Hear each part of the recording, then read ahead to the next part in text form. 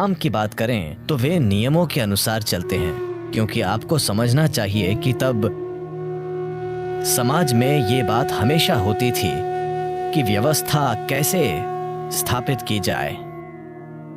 तो राम वैसे युग में थे जब इस उपमहाद्वीप में कोई तय कानून नहीं था। तो ये उनके जीवन का एक महत्वपूर्ण पहलू था कि वे यहाँ व्यवस्था और सभ्यता लाना चाहते थे। तो उन्होंने हमेशा एक ही चीज की बात की, भले ही उन्हें पता हो कि वो जो कर रहे हैं वो क्रूर है। उदाहरण के लिए अपनी पत्नी को फिर से दूसरी बार तब जंगल भेजना जब वे गर्भवती थीं। उन्हें पता था कि ये गलत है। एक पति के रूप में उन्हें पता था कि ये गलत है, एक व्यक्ति के रूप में ये गलत है, पर वे इसे इसलिए कर रहे हैं कि अगर मैं कानून स्थापित नहीं करूँगा तो कौन करेगा। अगर राजा कानून स्थापित नहीं करेगा तो बाकी लोग निजी पसंद और नापसंद के अनुसार अपनी ही चीजें करना शुरू कर देंगे।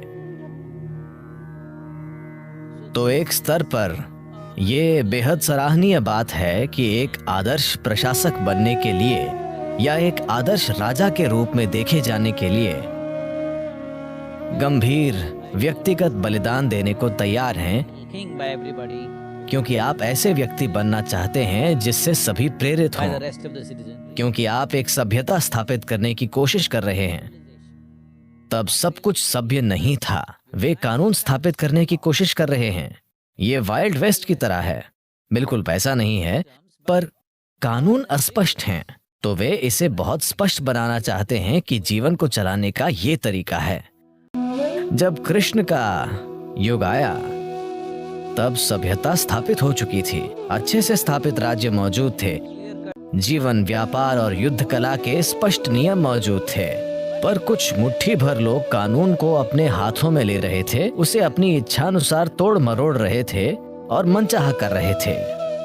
क्योंकि देखिए, जब कानून मौजूद नहीं होता तो आपको उसके साथ एक तरह से बर्ताव करना होता है। जब कानून मौजूद होता है और हर कोई जानता है कि कानून क्या है, पर वे चालाकियां सीख लेते हैं, तब इसे अपराध माना जाना जरूरी है।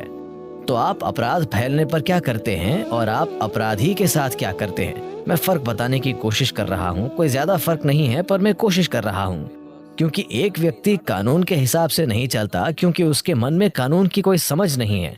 दूसरा व्यक्ति अपराधी है, वो जानता है कि कानून क्या है पर वो जानबूझकर कानून तोड़ रहा है, ठीक है, केवल परिस्थितियों की मजबूरी के कारण नहीं, बल्कि वो अपनी इच्छा से कानून तोड़ रहा है। तो कृष्ण का सामना ऐसे लोगों से हुआ। दू भाई, आपको पता है ना, दू हैं दुर्योधन और कंपनी।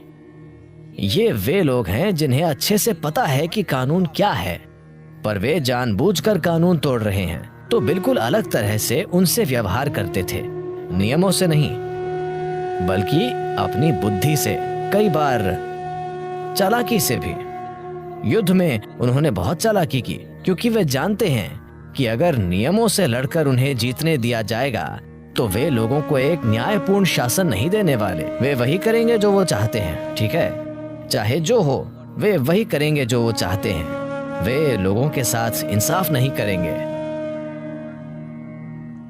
तो वे उनके साथ एक अलग तरह से व्यवहार करते हैं। तो ये दो अलग अलग संदर्भ हैं, ये दो अलग अलग युग हैं। तो वहां हमें ये देखने की जरूरत है अपने युग के हिसाब से वे ठीक तरीके से काम कर रहे हैं, वे दोनों ही।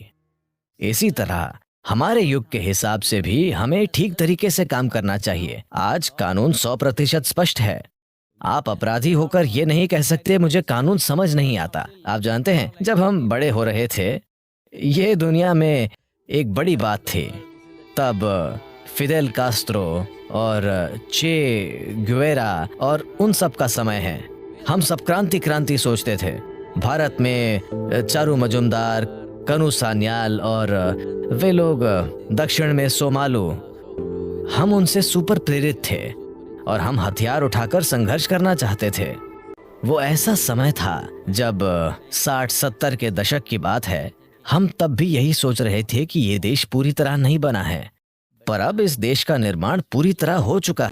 हमारा पूरा ध्यान इस बात पर होना चाहिए कि सभी के मनों और दिलों में संविधान स्थापित हो। ये बहुत महत्वपूर्ण है क्योंकि सभी की खुशहाली वही है। अगर मैं अपना संविधान लिखूं और आप अपना संविधान लिखें तो यहाँ कोई भी अच्छे से नहीं जी पाएगा। अगर हम इस देश का सबसे बड़ा हित चाहते हैं और लोगों की सबसे बड़ी संख्या की खुशहाली चाहते हैं तो हमें एक कानून से चलना होगा। ये बहुत महत्वपूर्ण है। जैसे राम चले वैसे भी नहीं, क्योंकि राम अपने वचन से चले। कई बार न्यायपूर्ण नहीं भी रहे, बस वचन के अनुसार चले। वे कुछ लोगों के लिए बहुत कठोर रहे क्योंकि वे एक कानून स्थापित करने की कोशिश कर रहे थे, पर अब वो काम अच्छे से हो गया है। अब हम न्याय को अधिक मानवतावादी तरीके से देख सकते हैं। हम कानून की किताब से मार्गदर्शन पा सकते हैं। आज हम कई तरीकों से यही कर रहे हैं। कुछ लोग दुर्भाग्य से इसमें शामिल नहीं हुए हैं, पर उनके अलावा देश की बड़ी आबादी दिशा निर्देश के लिए कानून की किताब ही देखती है और चाहती है कि मानवतावादी रीति से कानून लागू हो। यही कानून की पुस्तक का मकसद है। कानून की किताब लोगों का सिर काटने की मशीन नहीं है, ठीक है, पर एक स्तर पर ऐसा भी होता है। जब वाइल्ड वेस्ट में उन्होंने कानून स्थापित करने की कोशिश की, उन्होंने ये काम ऐसे किया, उन जजों को हैंगिंग जज कहा जाता था। इसका ये मतलब नहीं है कि वे लटके हुए थे, वे हर चीज के लिए फांसी दे देते थे, बस यूं ही। छोटे कस्बों में रोज फांसियां दी जाती थीं। कुछ 100 लोगों के कस्बों में रोज फांसी होती थी, ठीक है। हर दिन कम से कम एक व्यक्ति को लटकाया जाता था, तो फांसी फांसी फांसी। इस तरह से उन्होंने अपना कानून बना दिया। दुर्भाग्यपूर्ण, किसी देश या सभ्यता के साथ तब ऐसा होता है जब लोग बहुत कम समय में राष्ट्रीय पहचान या उस सभ्यता की पहचान बनाने की कोशिश करते हैं। जब ऐसा लंबे समय तक चलता है तो ये बहुत कम क्रूरता के साथ हो सकता है, पर जब इसे बहुत ही कम समय में करने की कोशिश होती है तो बहुत ज्यादा क्रूरता होती है। इसे ही लोग क्रांति कहते हैं, इसे ही लोग कानून की स्थापना कहते हैं, या जो भी। पर जब हम इसे कम समय में करने की कोशिश करते हैं, आप दुनिया में जहां भी देखें, चाहे वो अमेरिका हो या चाइना या रशिया हो, जहां भी उन्होंने कम समय में एक नई सभ्यता का निर्माण करने की कोशिश की, वहां ऐसा जबरदस्त क्रूरता के साथ ही हुआ। तो राम के युग में ऐसा ही समय था, एक सभ्यता स्थापित करने की कोशिश थी, पर वैसी जल्दबाजी में नहीं जैसी आधुनिक समय में दिखाई गई। उन्होंने समय लिया, इसलिए वहां उस स्तर की क्रूरता नहीं थी, पर क्रूरता थी। अपनी गर्भवती पत्नी को जंगल में भेजना एक क्रूर चीज है, खुद के लिए बहुत क्रूर। ये सिर्फ उनकी पत्नी और बच्चों के लिए ही क्रूर नहीं है, ये उनके लिए बहुत ज्यादा क्रूर है। उस पीड़ा के साथ उन्होंने अपना पूरा जीवन जिया।